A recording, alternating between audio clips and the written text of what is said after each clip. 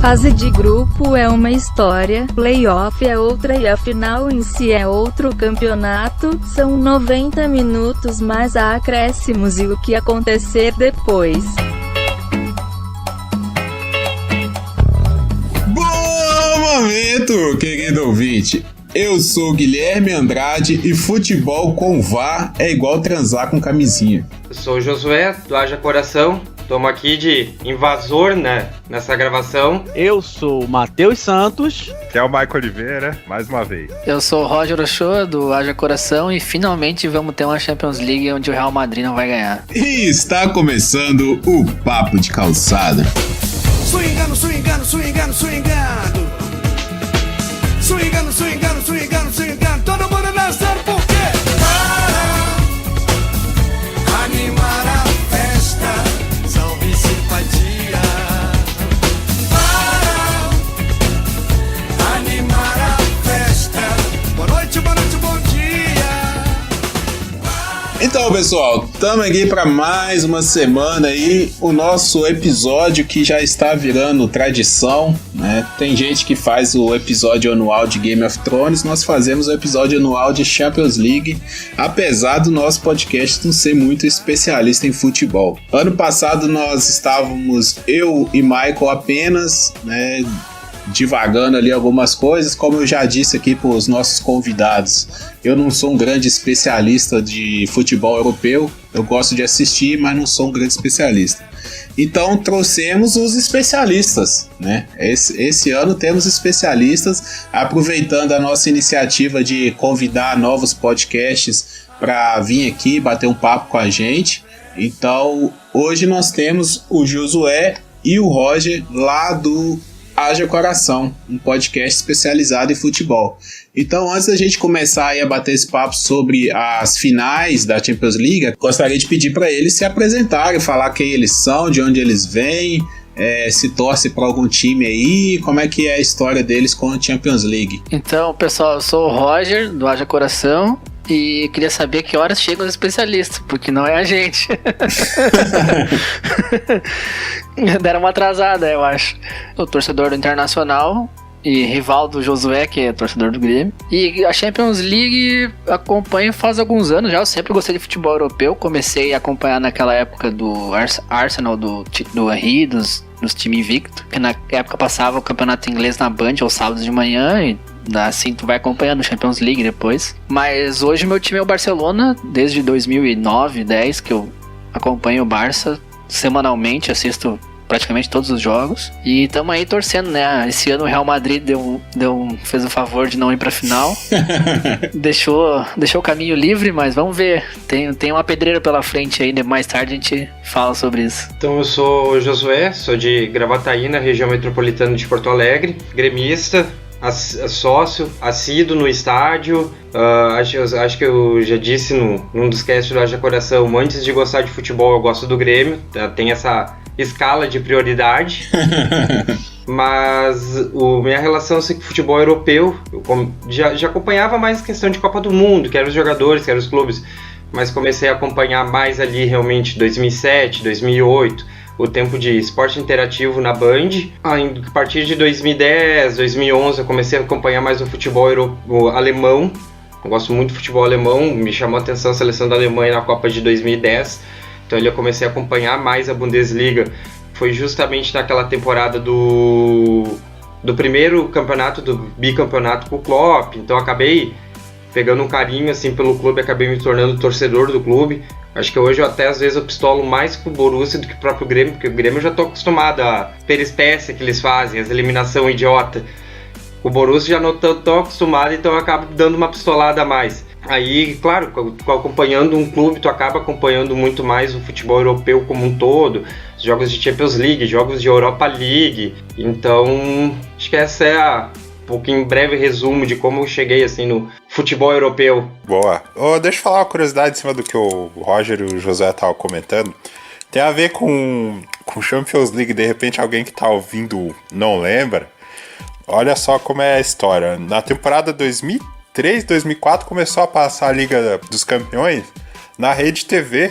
Passava terça e quarta, certo? Aí foi assim 2003, 2004 e 2004, 2005. Era o Éder Luiz, o Neto, um pouco até o José, se eu não me engano. Aí, na temporada 2005, 2006 foi pra Band, né, com esse mesmo pessoal. Não, o Éder Luiz e o Neto foram pra Record, aí a liga foi pra Band. Aí o Luciano do Vale fazia algumas narrações, aí era a mesma situação, jogos terça e quarta. Daí 2006, 2007 até 2008, 2009 ela foi pra Record. Mas quando tava na Rede TV e na Band, você podia escolher qual jogo você queria assistir. Por exemplo, apareciam lá as opções, aí você escolhia qual jogo você queria assistir.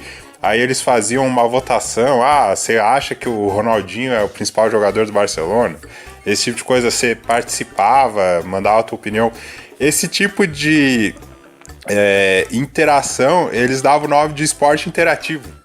Então, às vezes a pessoa não sabe, mas o esporte interativo ele não surgiu como um canal, ele surgiu como uma forma de interação mesmo entre o público e o canal. Aí em 2007 surgiu o esporte interativo, um jogo Chelsea contra não sei quem, narrava o André Henning e comentários do Vitor Sérgio Rodrigues. Eu nunca me esqueço que eles discutiram, brigaram nesse primeiro dia de transmissão e tá aí até hoje.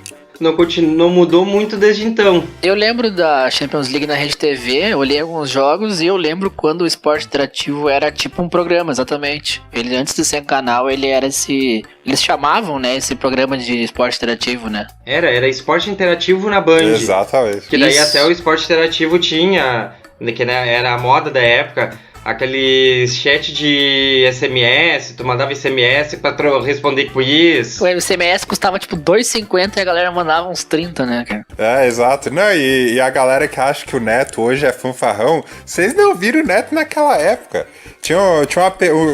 Fizeram a pergunta, você acha que o Michael Owen tem chance de roubar o lugar do Ronaldo? Aí ele falava assim, só se for no banheiro na hora do vestiário. Era esse o nível do Neto. Era na época que o Neto dizia que o Buffon era quase do nível do Felipe do Corinthians.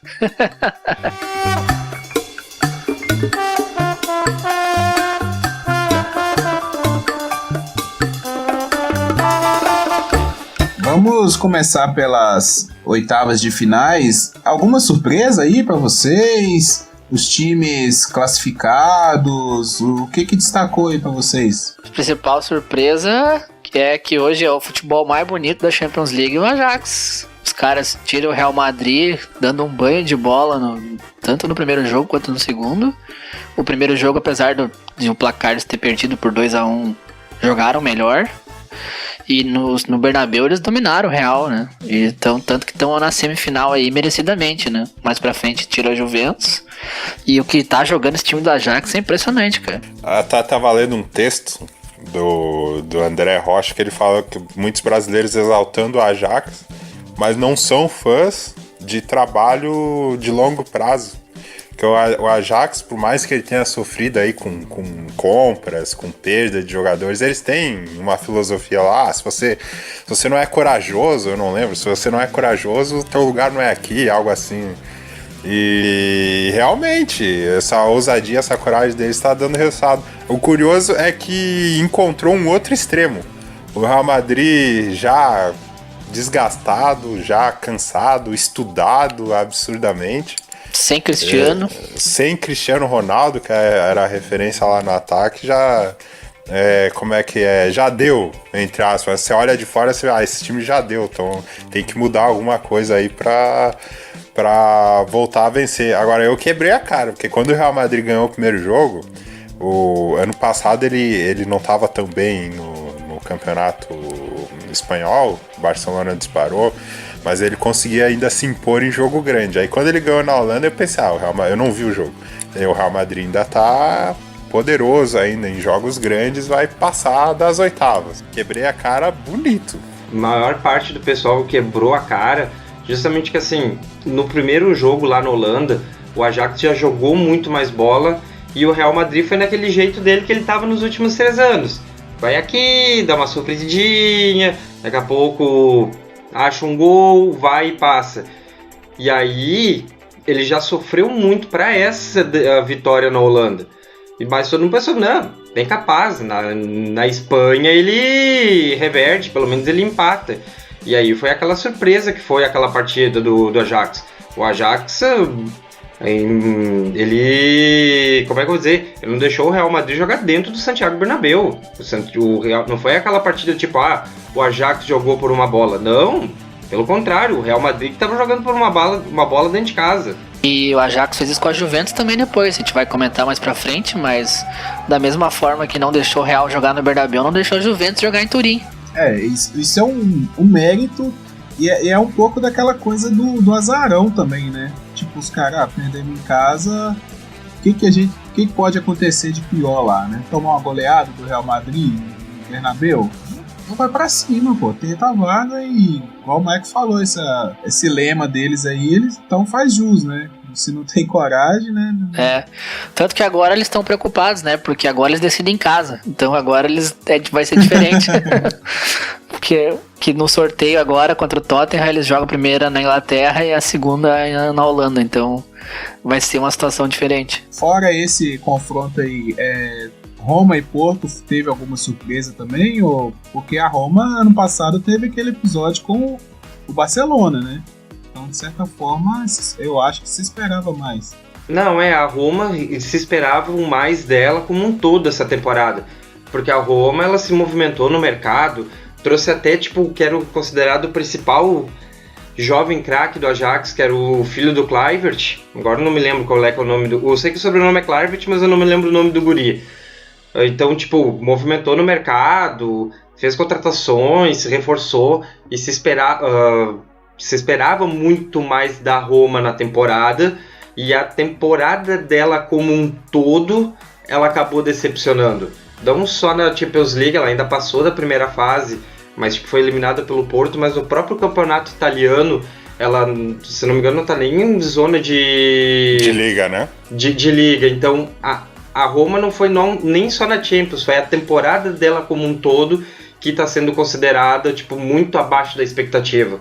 Isso é verdade. Roma e Lazio esse ano na Itália estão oscilando muito nos últimos anos. Aí dá até para estender essa questão para os outros times da Itália mesmo. Depois daquele domínio da Inter de Milão, não conseguiu mais os times italianos manterem fortes aí no mata-mata da Liga dos Campeões. A própria Juventus, ela tá numa sina de não conseguir se impor ali no mata-mata. Chegou em duas finais, mas acabou perdendo. E chegou em duas finais daquele jeito, né? Vamos ser sinceros. Era o gol no final, era aquela partida que botava os 11 jogadores na frente do gol e vambora. Negou uma final Cristiano Ronaldo e Messi em 2015. O Real Madrid foi até melhor, mas levou o gol fora. Do Morata no final. A Roma chegou a trocar de técnico também, né? Tava muito mal. Chegou até a brigar contra o rebaixamento no começo do italiano. Trocou de técnico, agora tá com o Ranieri.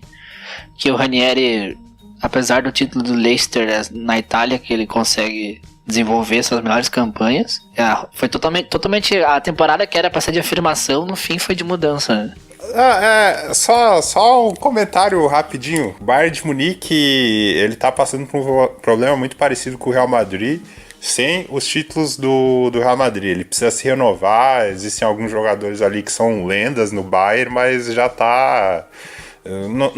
Não tá dando certo, entendeu? Já estão sendo estudados. Encontrou um adversário muito forte, que tem um ataque muito intenso, que é o Liverpool. O jogo que o Liverpool fez na Alemanha foi espetacular. O Bayern, ele leva ao pé da letra essa coisa dos medalhões, né, cara? Eles têm muitos medalhões e, assim, tá difícil de abrir mão e a gente saber como é que vai ser um Bayern sem Robin, sem Ribéry, sem Lewandowski, sem essa galera. É até difícil de imaginar, né? O planejamento do Bayern essa temporada, ele teve dois problemas sérios. Um é dos medalhão, os caras estão ficando muito velho. E o Bayern, nessa temporada, ele já começou um rejuvenescimento, só que deixou o elenco muito curto. Então, tu olha os pontas do Bayern, é o Gnabry, o Koeman, o Robin e o Ribéry, sabe? O elenco do Bayern tá curto.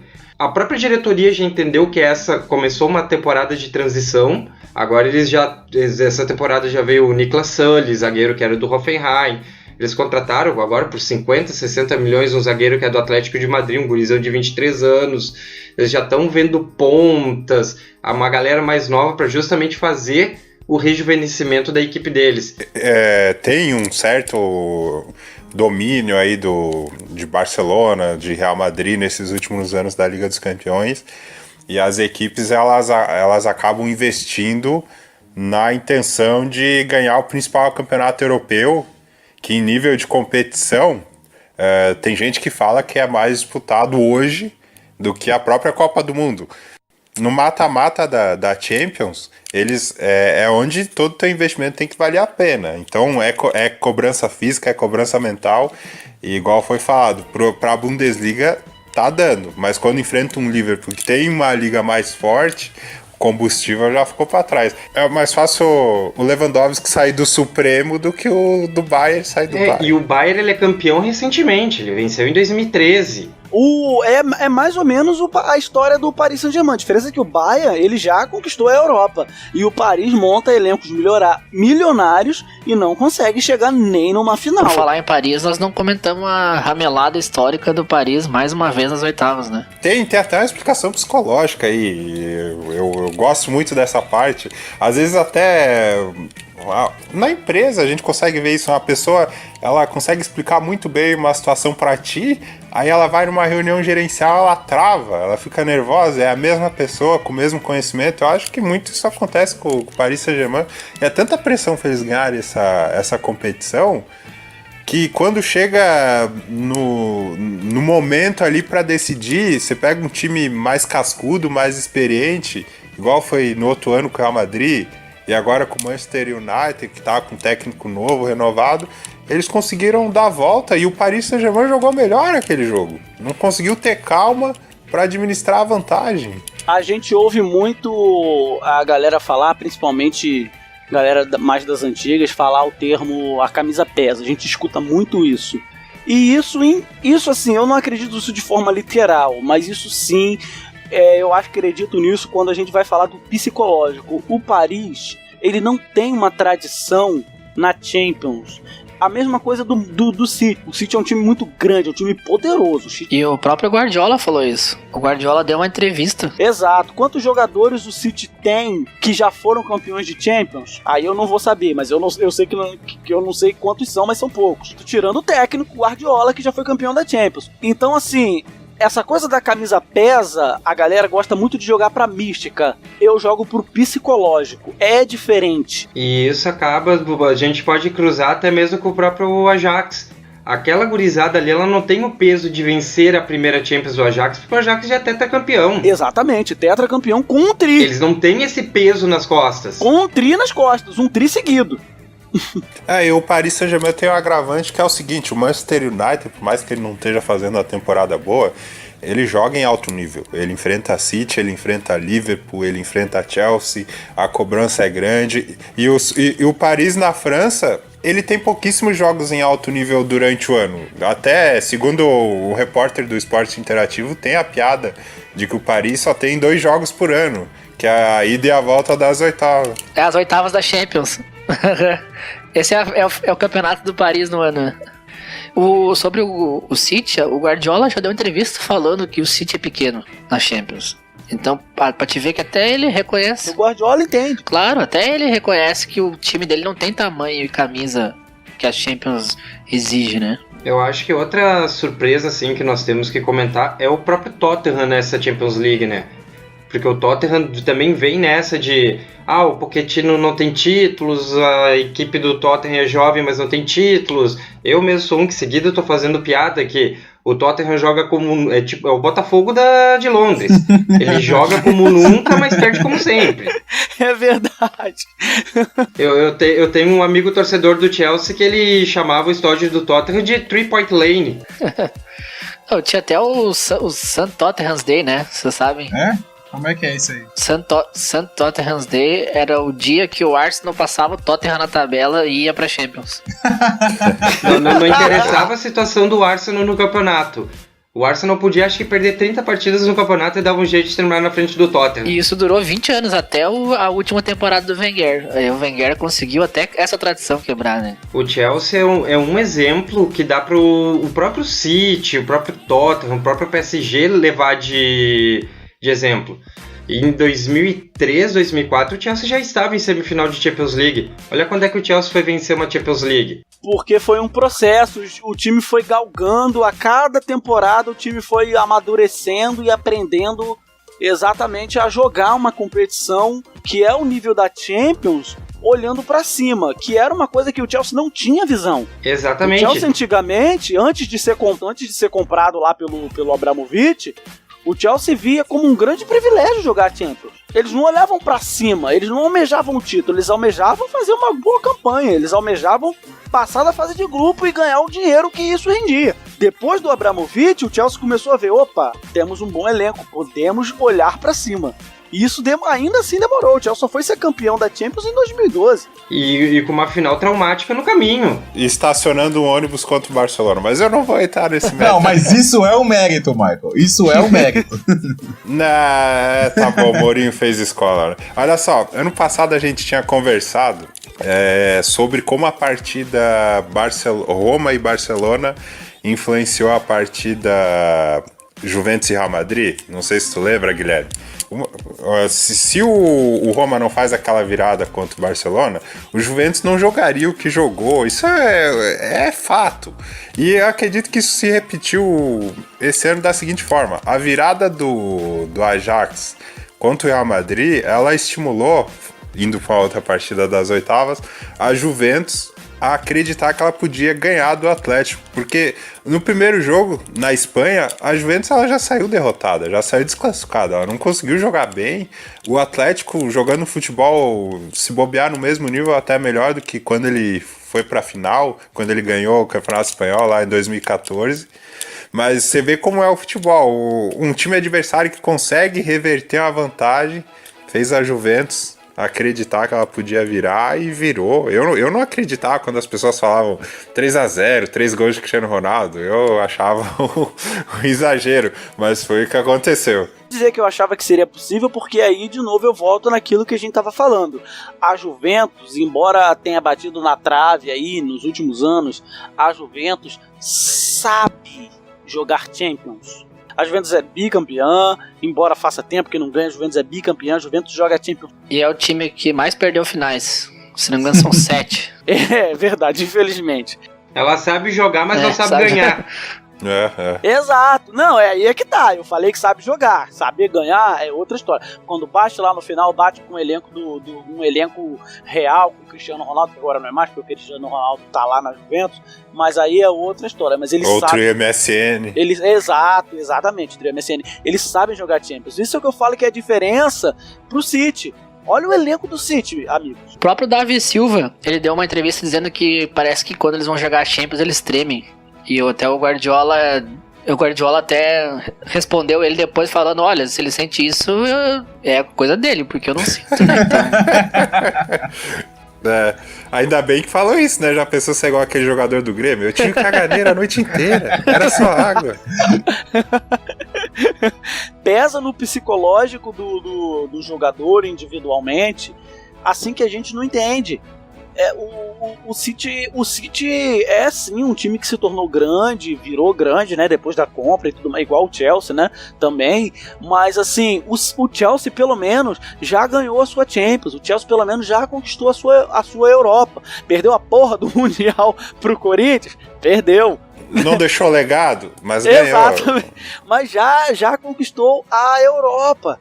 Entendeu? Eles não têm esse peso tão grande nas costas. No ano que tinha um nível técnico mais fraco, mas ganhou. Exatamente. É aquela coisa, a taça no armário vale de qualquer forma. Com certeza, isso aí, com certeza. Aí. O City não tem. Não, só falta comentar, no caso ali, a gente falou da virada da Juventus, né?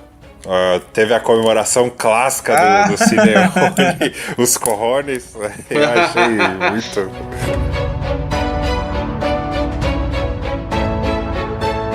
Agora deixa eu perguntar pra vocês, assim, de início. Esse Ajax que a gente tá vendo, embora o Ajax ele seja tetracampeão da Champions, né? Mas é um Ajax que foi tetracampeão em outros tempos, era um outro Ajax, né? Conheço Vocês bem. imaginavam que esse Ajax de agora conseguiria chegar numa semifinal de Champions? Vocês... Não, pra mim o teto dele era as oitavas de final, como tava sendo nos últimos anos. Eu também não achava, até porque eu também não acompanho muito. Até, eu vou ser bem sincero, acredito que comigo e com muitas pessoas, até o Ajax passar do Real Madrid, ninguém dava muita bola pro esse Ajax. Eu não sei quem é torcedor realmente e assiste jogos do Ajax, mas eu não vejo jogos do Ajax, então eu realmente nem sabia que eles estavam jogando essa bola toda. Eu sabia que tinha... Porque, pra falar a verdade, quem acompanha campeonato holandês, né? Só quem torce, Eu conheço 2 loucos que acompanham o campeonato holandês. Eu conheço 2 também. Mas, tirando que eu só sabia que tinha o David Neres. Era a única coisa que eu sabia do Ajax. E o De Jong, que é um baita meio campo, que o Barcelona já comprou, inclusive, pra próxima temporada. É que eu acho que é um fenômeno que depois que acontece, você começa a olhar pra trás e pensar, olha, realmente era pra ter acontecido o que aconteceu. Porque o Ajax, ele jogou melhor o primeiro jogo, ali contra a Juventus, mas o que se esperava é que na Itália ela fosse se impor. Só que não aconteceu. Eles pegaram o que é de melhor das tradições holandesas, do Cruyff, de marcação de posição, e eles não deixaram o adversário jogar. E eles já estavam fazendo isso antes. Eles estavam tão despretensiosos, essa é a minha visão, sabe? Aquele time assim que tá vivendo um dia de princesa, vamos dizer assim. E eles não estavam com aquela pressão em cima deles que o próprio City, que a gente citou, que o próprio Paris Saint-Germain, que a gente citou, tem. Eu também não achava que a Ajax fosse chegar na semi. Mas chegou, e agora é assim, eu sou Ajax, meu irmão, desde criancinha, pelo menos. Eu quero muito ver a Ajax na final, eu quero muito, mas muito mesmo. Mas se for assim, o Ajax dá pra comparar ele com 2 times recentes e um time do passado. Eu acho que primeiro dá pra fazer um paralelo com o próprio Ajax de 95, acho que é uma situação muito parecida. É um time... Que foi vice, né? O Ajax de 95 foi campeão da Champions. Não, mas eles foram vice no ano seguinte ou no retrasado. Eles foram campeão da Champions em 95 e vice em 96 para a Juventus. Para Juventus. Mas eu digo assim, que é um time jovem, com muito jogador vindo da base e que do tipo encaixou na hora certa para jogar uma Champions League. Assimilou o estilo de jogo. Tava com o técnico certo na hora certa, os jogadores certos na hora certa. Eu acho que tipo, dá pra comparar esse Ajax de agora com o Ajax de 95, a situação, e com 2 times recentes que foram a mesma situação. Que uma foi o Atlético de Madrid, na primeira vez que eles chegaram na final, que também foi aquela coisa. Cara, estamos jogando e estamos indo. E o próprio Borussia Dortmund em 2013. Sabe, foi bicampeão alemão, começou a jogar Champions sem pretensão nenhuma. Quando viram, tava na final, né? Foi indo. A própria fase de grupos foi City, foi Real Madrid, foi Ajax e foi Borussia Dortmund. Não tinha perspectiva nem de passar de grupo. Passou em primeiro no grupo. É isso, sabe? Mas foi jogando sem quase peso. Foi primeiro, né? E eu acho que o Ajax tá exatamente nisso. Tá jogando sem peso, tá tranquilo, não tem a pressão. A Juventus não era esse leão todo que as pessoas têm em mente, porque a Juventus, primeiro, tudo bem que ela tava num grupo que ela era o Manchester United. E o resto era o Valência e o Boys. Eles passam em primeiro com 2 derrotas. Eles tomam uma virada do United em casa nos últimos 15 minutos. Foi. O United da época do Mourinho ainda, deplorável do jeito que era. E ainda perderam um jogo pro Young Boys. Então, a Juventus não é esse time todo aí que a galera pinta, só que tem o Cristiano Ronaldo, que decide os jogos, e é um cara foda. E até esqueci o nome dela, a repórter do Esporte Interativo, que ela trabalha na Itália, ela fala assim que o estilo da Juventus é fazer 1-2 gols e segurar o jogo. Ao contrário do Real Madrid, que queria fazer 4-5 e o Cristiano, por isso que o Cristiano era tão artilheiro. E agora na Juventus ele não consegue fazer tantos gols porque a Juventus não joga pra frente. A Juventus é aquele time que faz 1 gol e 2 e segura a partida. A Juventus é o Corinthians. É, o Corinthians do Tite, do Carille. Aí, e isso se refletiu em campo, né? Tirando contra o Atlético de Madrid, que foi uma partida Mas o Atlético à também é outro parte. retranqueiro? E o Atlético de Madrid O também Atlético sentiu o não peso, jogou né? bem aquele jogo. A Juventus não deixou, mas o Atlético também não Era não retranqueiro rendeu. contra retranqueiro, Não, o Atlético entrou já com aquela cabeça, já pensando nas quartas de final. Não jogou nada. E aí, não jogou nada. quando O Griezmann viu, sumiu a em campo. vaca já tinha deitado. Agora eu vou falar pra vocês, amigos, que eu gosto dessas reviravoltas. Eu não sei vocês, assim, eu não esperava que eu esperava que a Juve fosse passar do Atlético. Aí o Atlético vai lá e mete um 2-0 no primeiro jogo. Eu pensei, acabou. Retranqueiro do jeito que o Atlético é, eles vão fechar a casinha no segundo jogo e conseguir essa vaga. Aí não. Cristiano vai lá e mostra por que a Juve, né, faz valer o motivo pela qual a Juve abriu os cofres pra trazer o cara. Aí você pensa, porra, a Juve vai chegar na final, pelo menos na final, né? Porque eu pelo menos, eu separo muito eu separo em 3 fases, tipo fase de grupo, eu separo playoff e eu separo final. Eu pelo menos vejo assim, fase de grupo é uma história, playoff, né, é outra, e a final em si é outra história, cara. A final em si é ali, é aquele outro campeonato. momento, entendeu? São aqueles 90 minutos mais acréscimos e o que acontecer depois. Pênaltis ou prorrogação, ou o que se resolver ali. Eu, pelo menos, vejo assim. Eu pensei, cara, a Juve vai chegar na final. E quando a Juve perdeu pro Ajax, eu pensei, cara, porra, é por isso que a UEFA é tão bom de se assistir, de se acompanhar, cara. Essas imprevisibilidades, essas reviravoltas, esses plot twists, porra, eu acho isso do caramba. Eu queria só destacar uma questão aqui sobre o Cristiano Ronaldo, que é a seguinte, ele é tudo isso, ele é, só que conforme os anos foram passando, ele tá dependendo mais da equipe, ele não consegue ele sozinho ser o decisivo, ele depende de munição, ele precisa ser municiado, e se você pega uma equipe que consegue fechar os espaços e isolar ele, encaixotar ele, não tem muito o que fazer. Hoje ele tá praticamente jogando de centroavante. Mas aí diferente, daí já encaixando no outro jogo, do Messi, nessa temporada, é o Messi mais decisivo, talvez até da carreira dele, porque muita gente falava, mas deixa sair Xavi e Iniesta pra ver. Aí saíram. Deixa sair o... Sempre foram falando e ele sempre foi ficando. Essa temporada o time tá muito dependente dele, porque os outros valores não conseguem render tão bem, o Suárez não consegue render, o Felipe Coutinho ganhou o apelido de Felipe Mortinho. E aí tinha aquela lenda de Messi e o mata-mata, mas ele conseguiu ali do Lyon, fez uma partida fora de série, participou de praticamente todos os gols, é o artilheiro da Europa, é o artilheiro em assistências. O Messi, ele sozinho consegue ser um fator muito mais decisivo hoje do que o Cristiano Ronaldo. Que o meu menino agora tá municiando ele. Esse moleque é bom, né? Tava faltando o meu menino ir pra lá. Arthur.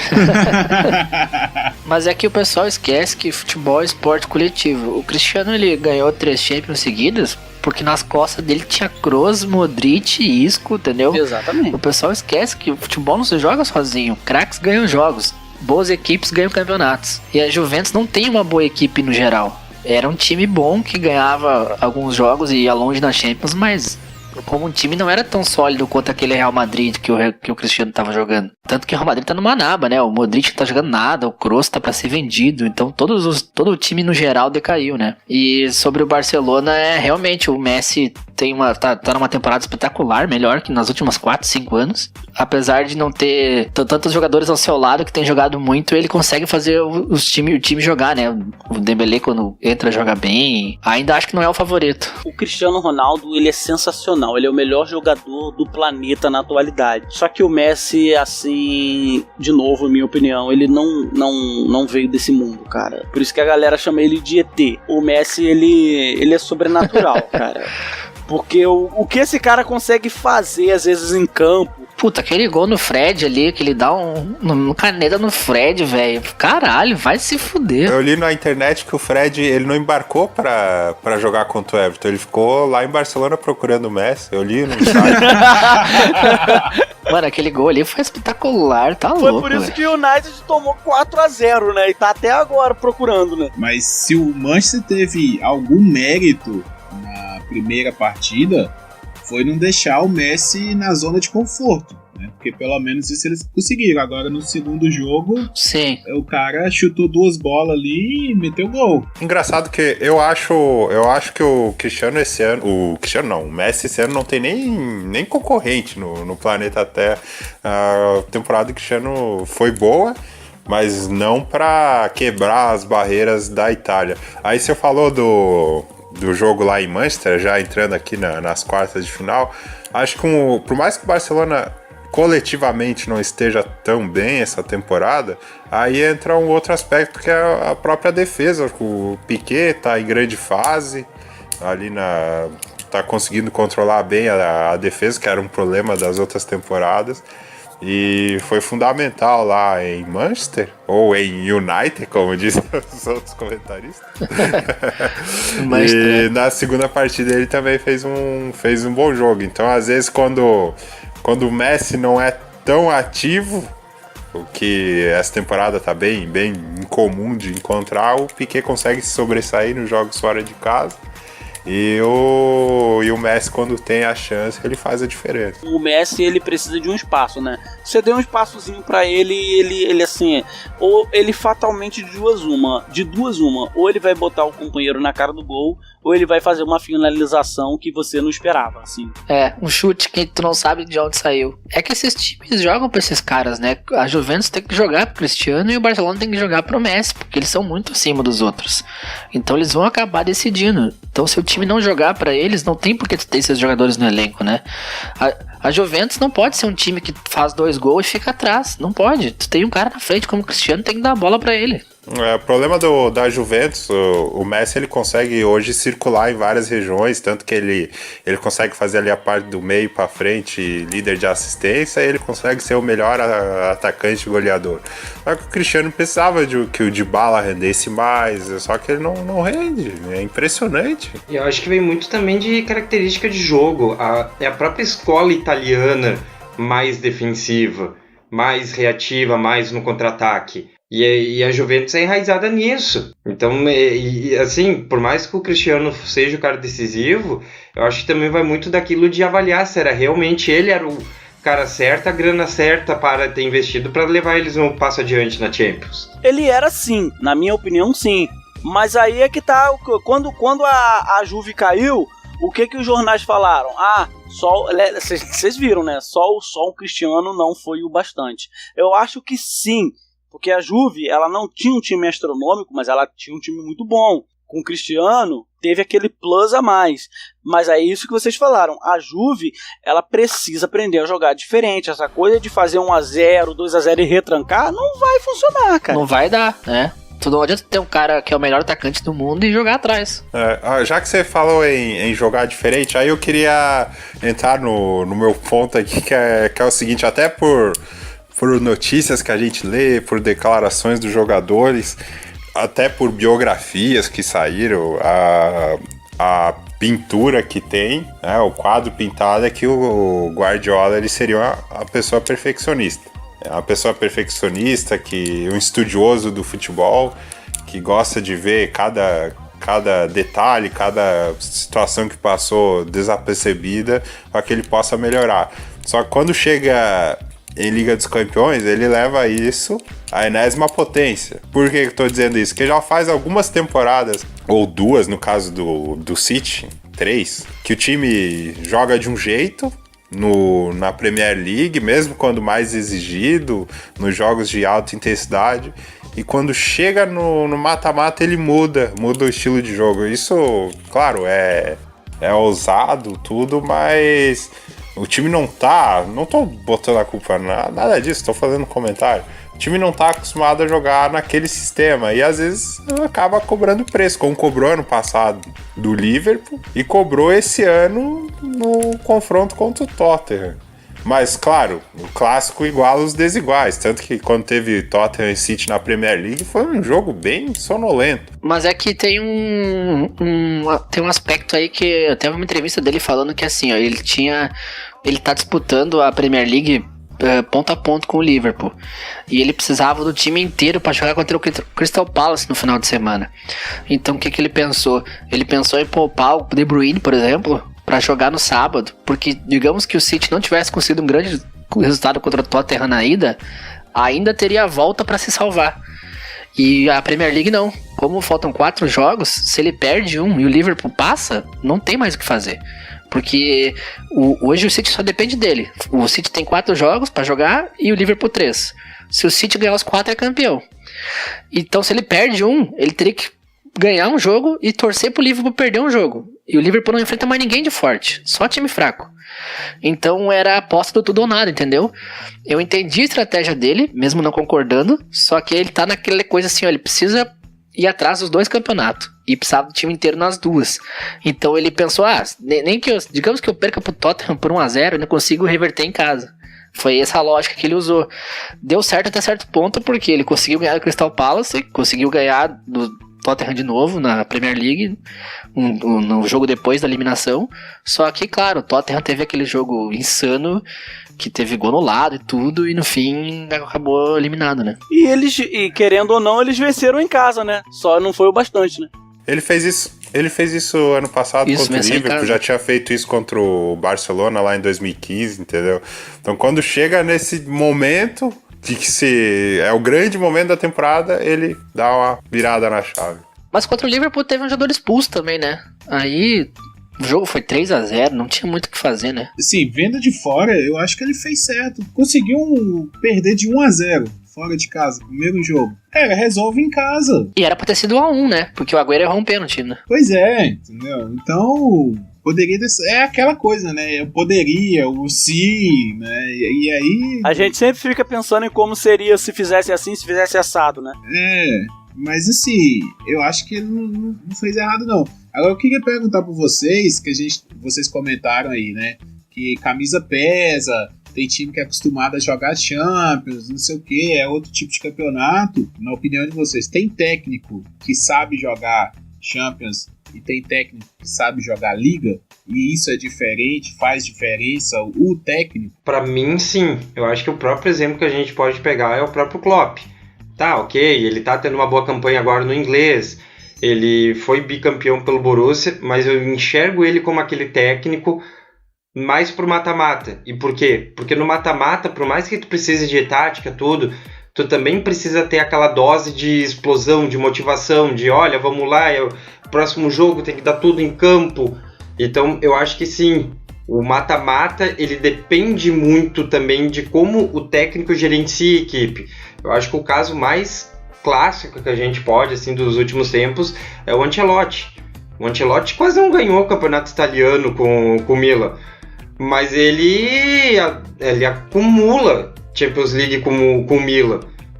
Ótimas campanhas por causa disso, que é um cara que sabe gerenciar a equipe para um mata-mata, que sabe motivar os caras, que sabe trabalhar com os caras. Então eu acho que sim, o perfil do Guardiola, por mais que ele tenha 2, 3 títulos de Champions League, ele já é aquele cara metódico, do sistema tático, dos detalhes, e isso numa competição de pontos corridos acaba se tornando uma virtude. O padrão tático, tu montar o elenco de forma que sempre tem alguém que posicione, só que às vezes isso tu não consegue trabalhar o brio do cara, a motivação do cara num jogo de mata-mata, que a gente sabe que isso conta também, essa questão psicológica.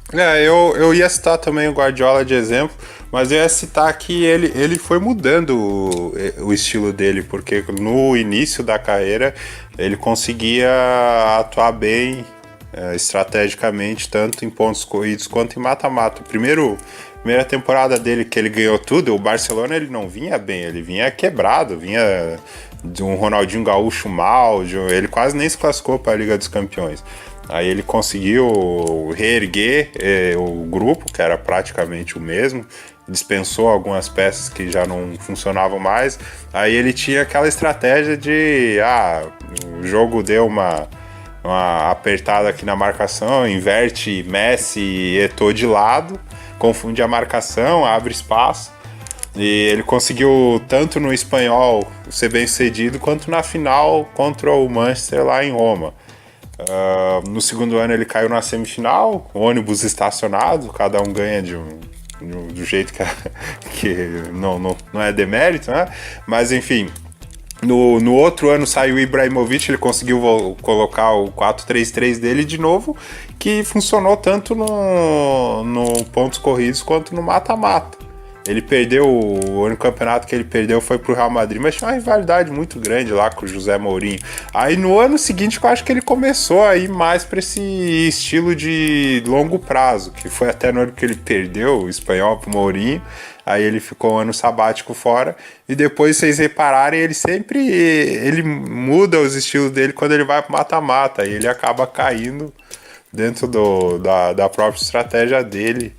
Cristiano Ronaldo lá em 2014, o Messi em 2015, ele merecia uma melhor sorte contra o Atlético em 2016 e agora de novo, mas faz diferença sim. Eu vejo que o técnico que ganhou com o Chelsea em 2012 também vai muito da estratégia ali, estaciona um ônibus na linha defensiva, e no mata-mata às vezes você consegue melhor sorte do que no longo prazo, que você tem que jogar mais bola. Aí é uma coisa que tu não vai ver o Guardiola fazer. Ele não vai estacionar um ônibus pra ganhar a Champions League. Se ele ganhar, ele vai ganhar jogando pra cima, entendeu? Mas a questão é que, por exemplo, ano passado teve uma partida do City que ele ficou com 30% de posse de bola quando jogou o Barcelona. Ele também não tem...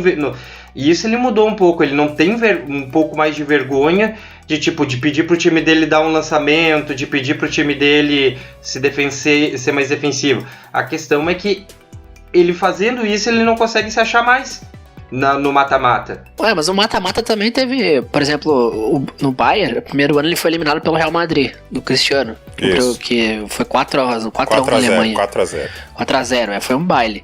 Ali foi um jogo que deu tudo errado, né? Ele foi mal naquele jogo. No segundo ano ele pega o Barcelona sem 5 titular, o Bayern. Sim, é a melhor fase do trio MSN. Aí não tem também, tu vai dizer o que, cara? Tá sem 5 titular. Aí o Barça faz 3-0 na ida, e na volta o Bayern ainda ganha de 3-2, mas não precisava fazer 5-2. Mas eu acho que assim, ele ainda no Bayern, ainda foram eliminações, digamos, menos traumáticas. Porque foram eliminações que, ok, beleza, o time... Ele tinha um time bom, mas 2 vezes ele esteve à frente de um time que estava melhor, que foi campeão. A questão mais foi aquela eliminação para o Atlético de Madrid que... ali ele tinha que ter passado. Ali ele tinha time para passar. Ele decidiu em casa e o Atlético... E o Bayern jogou em casa. Mas no próprio Bayern ele também teve... Que é um problema crônico do futebol alemão, que é a preparação física. Os caras estão precisando levar os preparadores físicos do Brasil para lá, porque olha... Não, é uma vergonha. Os caras jogam não sei quantas partidas a menos por ano que as outras ligas, tá sempre com os caras quebrados. Então isso também prejudicou muito o Guardiola. Mas ele ainda, 3 anos, 3 semifinais de Champions League. Tu não dá pra dizer que isso é ruim. Ainda mais que num ano tu foi eliminado pelo Barcelona, outro ano tu foi eliminado pelo Real Madrid. E outra coisa é que, como ele, assim, ele sente a Champions League, mas como ele disse, ele não veio pra ganhar a Champions League. Ele veio pra mudar o patamar do City. Então, ele tem que chegar na semifinal, que é um passo que ele não deu ainda. Mas aí é que tá. Agora tá dominando a Inglaterra, mas era uma coisa que não fazia isso antes. Entendeu? Então eu acho que... Eu não sei quantos anos ele vai ficar no City, se ele vai querer continuar por muito tempo, mas eu acho que se ele ficar mais uns 2 ou 3, ele vai acabar ganhando. Mas é aquela coisa, ele não tá ali pra fazer só isso, ele tá ali pra fazer o City ser grande. Mas pra ser grande... Aos poucos tem conseguido, né? Tem que levar a Champions, né? É um paradoxo, né? Pra ser grande tem que superar o problema que o PSG tá enfrentando. Tem que chegar nesse tipo de jogo e, mesmo se não passe, mas manter o mesmo nível. É que também já é o segundo ano que cai num clássico inglês, também é complicado, mas pelo menos uma semifinal. É isso que eu ia dizer. Outra coisa que complica pra ele, assim, pra pressão em cima, é que do cara, tu tá dominando a Inglaterra, tu tá correndo pra ser bicampeão inglês, tu tá com 160 vitórias em 178 jogos, mas daí tu foi eliminado 2 vezes em confronto doméstico em Champions League. Mas tudo bem, mas Mas daí quando tu enfrenta um Liverpool, é 5 Champions do lado e nenhuma do outro. Aí tudo bem, né?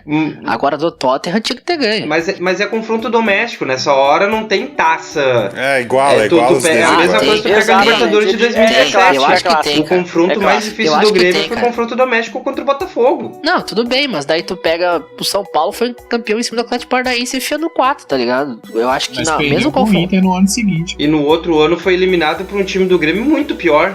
Ah, mas era um time grande, né, cara? Eu acho que mesmo no confronto doméstico, a camisa pesa. Pesa, com certeza.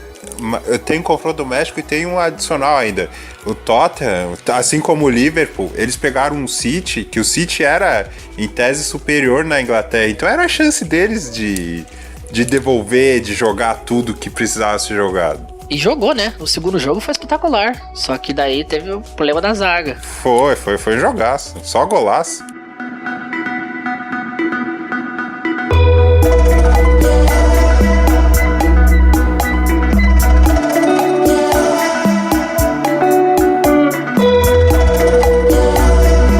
O primeiro jogo das semifinais vai ser em Barcelona.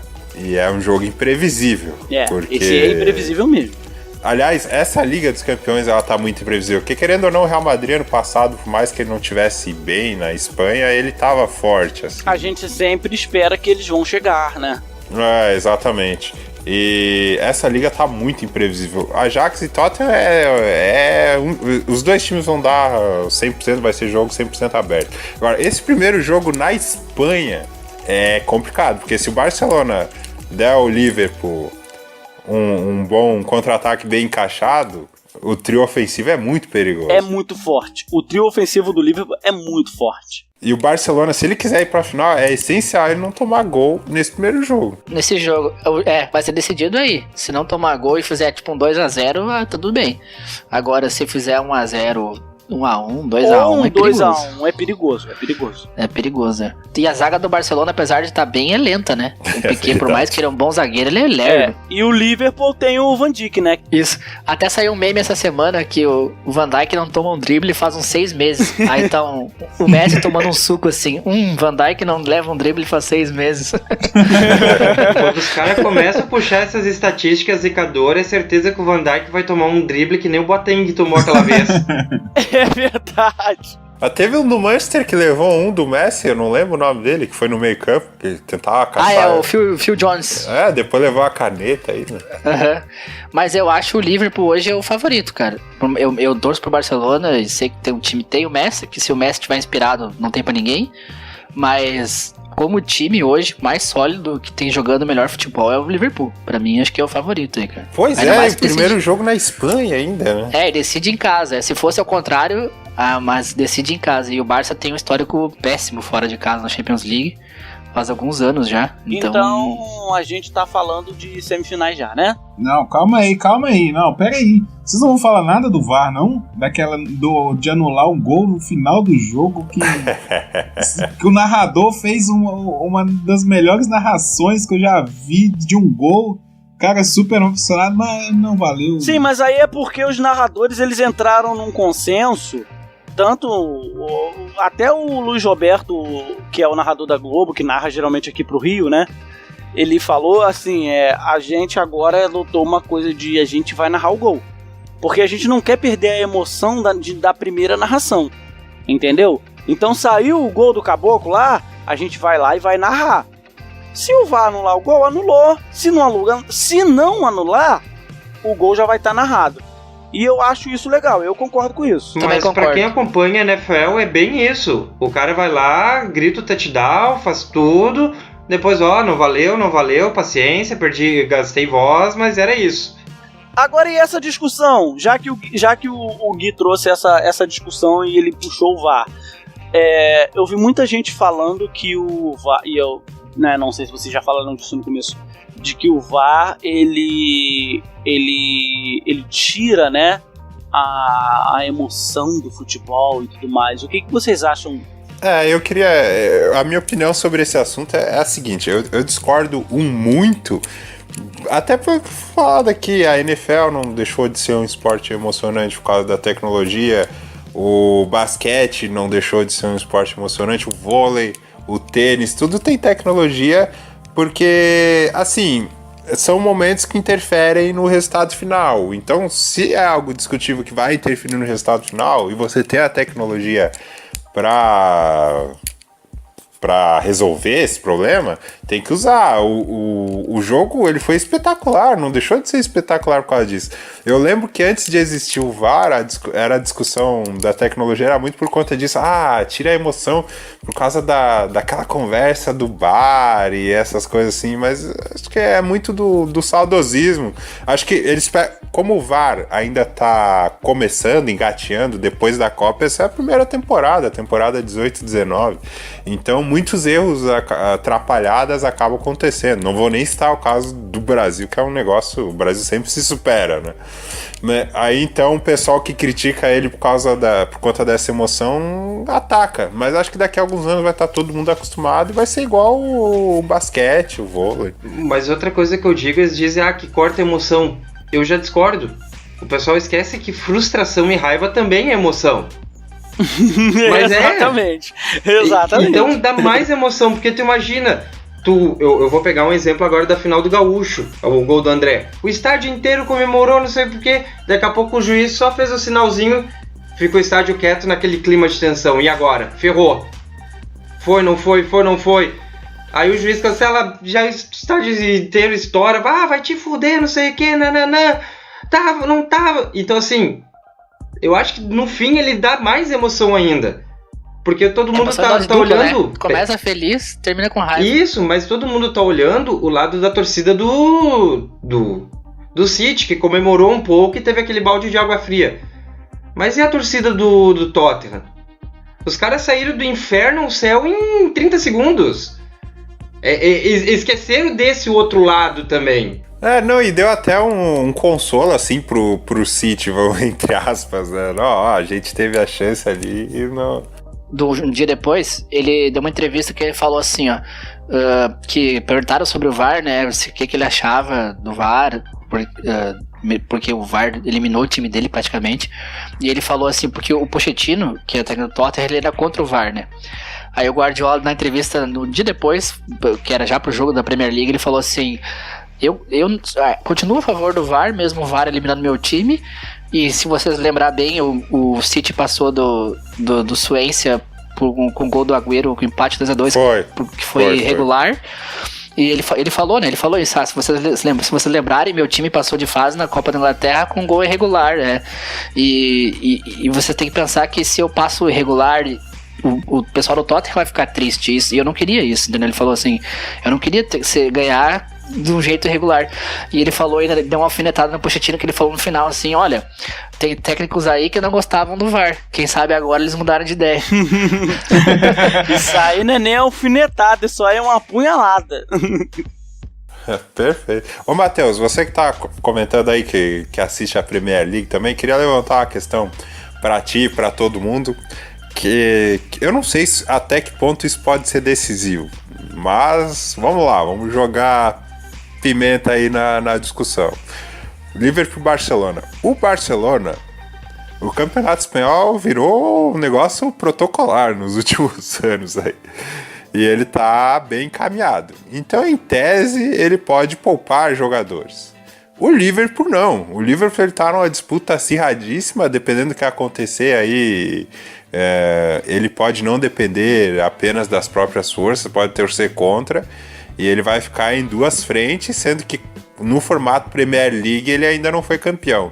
Isso será que pode influenciar? Poupar jogador, não poupar? Pesa muito. O Liverpool é óbvio que eles querem ser campeão da Europa. Isso é óbvio, gente. E assim, não tem um time que não queira ser campeão da Champions. Mas o Liverpool quer muito, mas assim, amigos, muito ser campeão da Premier League. Porque o Liverpool, pra quem não sabe, jamais foi campeão da Premier League. O Liverpool é o segundo maior campeão da Inglaterra. Porém, eles não têm título de Premier League, que é dessa nova era que começou lá em 92, né? Isso, a era moderna. Exatamente, eles não têm. Então, assim, eles querem muito, mas muito serem campeões da Premier. Então isso, assim, pesa muito. Eu não sei como eles vão lidar. O que a gente vai colocar como prioridade? Ser campeão da Europa que é o maior título para um clube. E que o Liverpool tem recente. Exatamente, ou levar a Premier League, que é o título que a gente está almejando há tipo anos. E aquela coisa, se não conseguir gerenciar isso direito, no final da história pode ficar sem nada ainda. Exatamente, tem essa questão. Acho que tem 2 pontos aí, é que assim, ó, por exemplo assim, primeiro é que o Klopp tem que lutar contra a sina de vice, né? Porque só no Liverpool ele já tem 3 vice. E ele já vai pro último ano de contrato sem nenhum título. A segunda coisa é que assim, ó, se o Liverpool ganha a Premier League e não ganha a Champions, o ano valeu. Valeu, com a torcida já fica feliz. Com certeza. Agora, valeu. se o Barcelona não ganha a Champions e vai ganhar o doblete nacional, o ano já ainda assim ficou faltando aquela coisa, entendeu? Porque o Barcelona ganha a La Liga todo ano. Ano sim, ano não, porra. Ano sim, ano sim. Exatamente. A Copa do Rei, então, já faz, sei lá, 7 anos, 6 anos. Então, o Liverpool, com a Premier League, já tá ganhando um ano. Só que o Barça não, né? Então, vamos ver como é que vai se comportar. E o Barça já vem poupando contra o United. No final de semana, antes do jogo do United, o Barça jogou com o time sub-23, quase. Vamos aproveitar, então. Vamos já de palpites aí. Quem que passa pra final aí? Tottenham e Ajax, eu vou de Ajax. Eu acredito que o primeiro jogo, o Ajax vai decidir em casa. É diferente das outras circunstâncias, mas eu acredito que ele vai conseguir fazer um bom jogo fora. Ele vai aguardar a proposta do Tottenham. Esse outro jogo do Barcelona e Liverpool, eu gostaria de dar o palpite depois do primeiro, porque é muito imprevisível, mas eu não vou furtar a dar o meu palpite. Não vou furtar. São 2 coisas. Minha torcida é pro Barcelona, porque eu quero que o Messi ganhe como destaque essa Liga dos Campeões. Aí ele passa na frente do Cristiano Ronaldo, mas principalmente vai fazer a melhor temporada da carreira dele. Mesmo que não seja o grande time do Barcelona, mas individualmente a melhor temporada da carreira dele. Essa é a minha torcida. Agora, eu não acho que o Barcelona vai passar, infelizmente, como já foi comentado. O Liverpool ele tem um time mais equilibrado e ele está fazendo bons jogos fora de seu mando de campo. Quero que o Liverpool passe, mas eu acho que o Barcelona vai acabar passando. Eu acho que a questão do campeonato inglês vai interferir muito no Liverpool. Eu acho que essa questão de 2 frentes, até mesmo na questão de poupar jogador, lesão, alguma coisa, acho que a frente do campeonato inglês vai atrapalhar muito o Liverpool, então vai acabar passando o Barcelona, por mais que eu queira que passe o Liverpool. E eu acho que no outro confronto é muito parelho, mas eu ainda acho que aposto no Ajax. Acho que o Ajax acaba passando ali. Até mesmo também pela questão do campeonato inglês pro Tottenham, porque o Tottenham tá naquela disputa de G4 para garantir a próxima Champions League, então acho que isso também vai acabar atrapalhando um pouco, além que o Tottenham tá sem o Kane, né? Por mais que eles tenham conseguido aquela classificação contra o City, isso pesa para essa semifinal. Eu fecho muito com o Josué.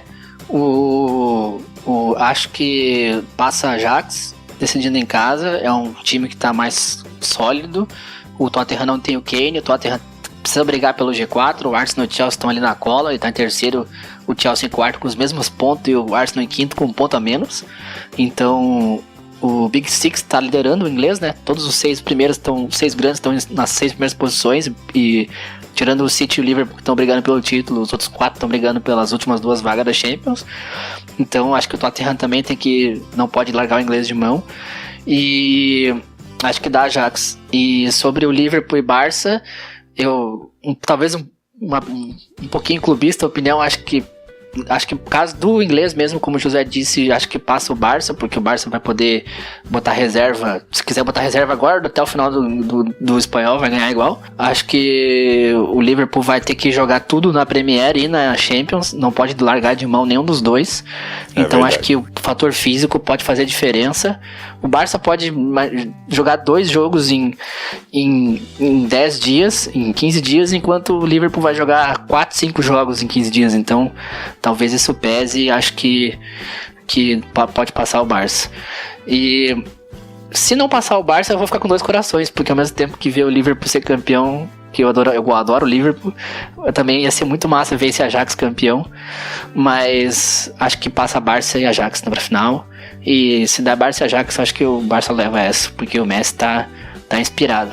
Claro que eu estou torcendo pra Ajax, porra, por toda a história da Ajax, e porra, seria muito legal ver a Ajax ser finalista, sério, porra, seria do caramba ver a Ajax ser finalista, então claro que eu tô torcendo pra Ajax. Barcelona e Liverpool, esse jogo, como a gente falou, tá tipo, porra, muito aberto, pode acontecer qualquer coisa, o Liverpool tem um ataque do caramba, e tudo pelo que o Liverpool passou na temporada passada, aquela final conturbada contra o Real, aquela derrota, né, com as falhas e tudo aquilo, seria legal seria legal ver o Liverpool chegar na final, embora o Liverpool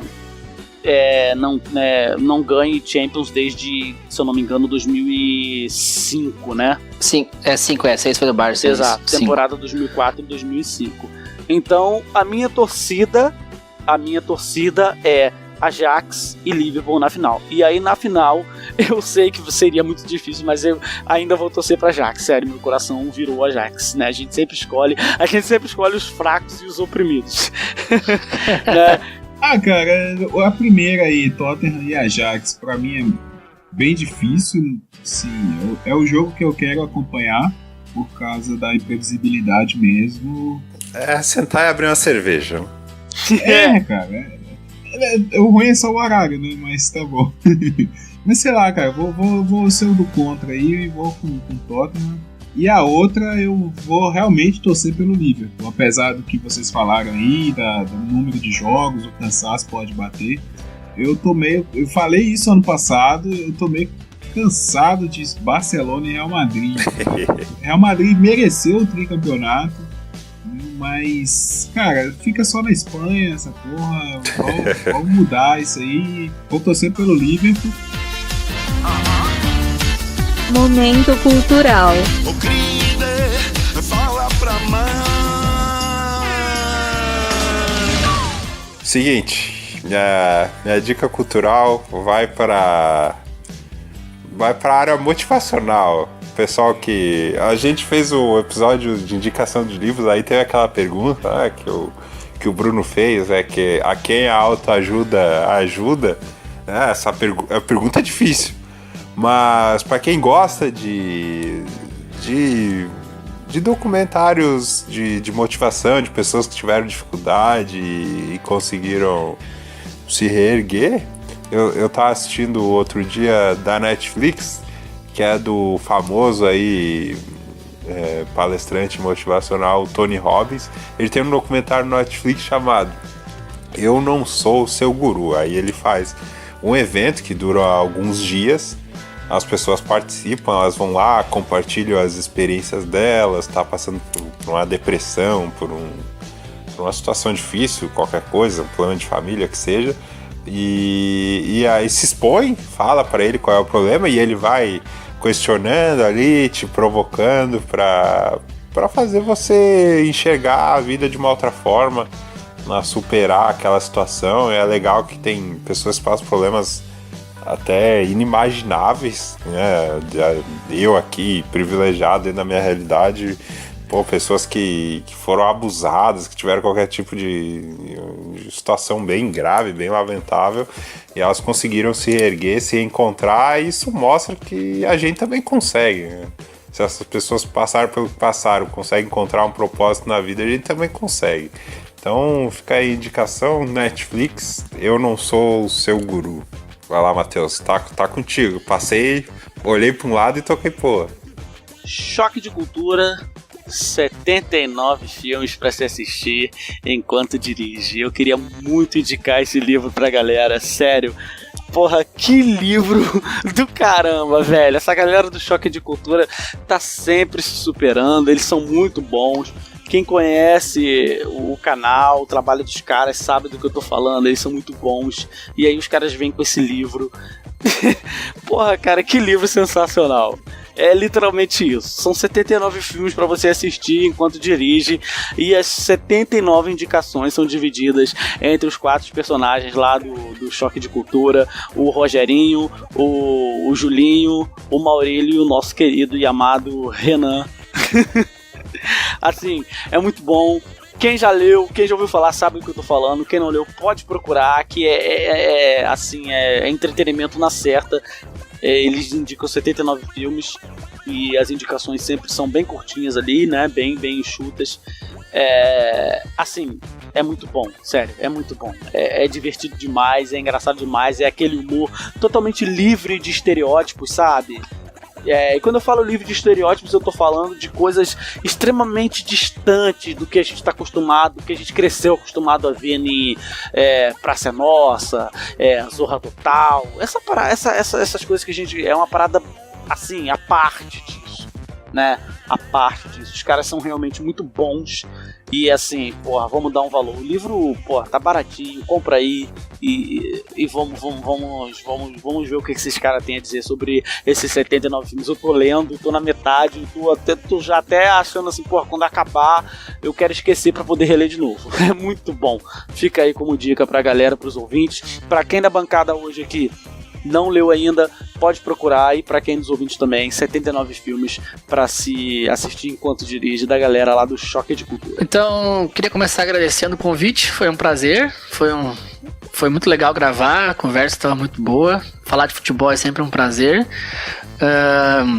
O Haja Coração existe, fizemos um ano recentemente, estamos lá no www.hajacoração.com.br, estamos nos agregadores Android, iTunes, Spotify, aquela coisa toda, e foi uma honra. Eu gostaria de fazer uma indicação também, já pegando a janela do bonde aí. É um podcast que eu tô bem viciado, pra quem gosta de futebol, é o Correspondente Premier, não sei se vocês conhecem. Conheço muito, escuto, sou ouvinte semanal, é claro que eu conheço, já que eu sou torcedor do Chelsea. Fã do Chelsea, Então eu tô sempre à procura de conteúdo sobre a Premier, então a indicação eu assino embaixo, eles são muito bons mesmo. O Correspondente Premier é um podcast feito pelo João Castelo Branco, da ESPN, com o Ulisses Neto. Eu tô bem viciado, escutando todos os programas, é muito bom a conversa, a edição deles. Às vezes eles gravam num bar, tomando cerveja. Tem momentos que eles gravam dentro do estádio, comentando o jogo da arquibancada, e é bem legal. O último episódio foi sobre a tragédia de Hillsborough lá, do acidente que morreu 96 torcedores do Liverpool.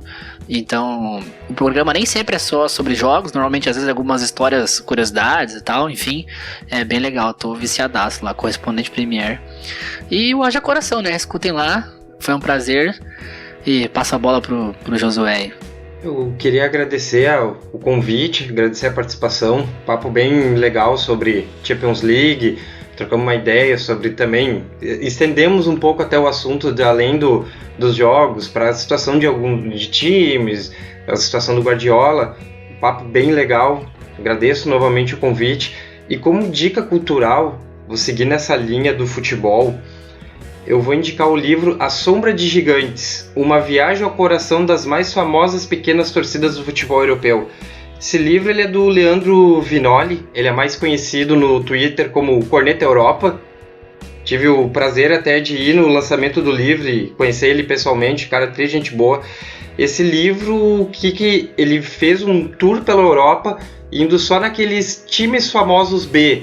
Então ele esteve no São Paulo, ele conversou com torcedores do São Paulo, ele esteve na Espanha conversando com torcedores do Raio Vallecano, ele esteve em Barcelona conversando com torcedores do Espanhol, em Londres ele foi no Millwall, acho que para quem conhece mais o futebol inglês sabe, o que o Millwall é um dos maiores pequenos de Londres, então ele fez esse tour na Europa, sempre indo, que nem em Munique, tem o 1860 Munique, o outro time da cidade. Então, contando um pouco esse futebol europeu, contando um pouco dessas torcidas europeias, da qual a gente conhece, mas a gente não conhece e não conhece ao mesmo tempo.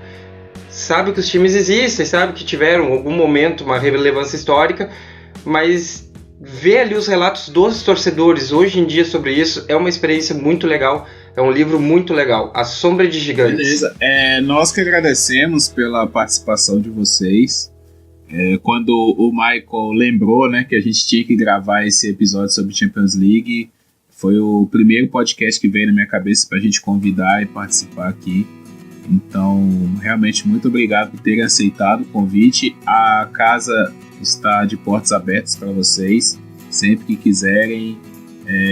Espero também, né, se a gente puder convidar vocês outras vezes para falar de futebol aqui, ou até para falar de outro tema, se vocês quiserem. Então, sinta-se à vontade para retornar quando quiserem.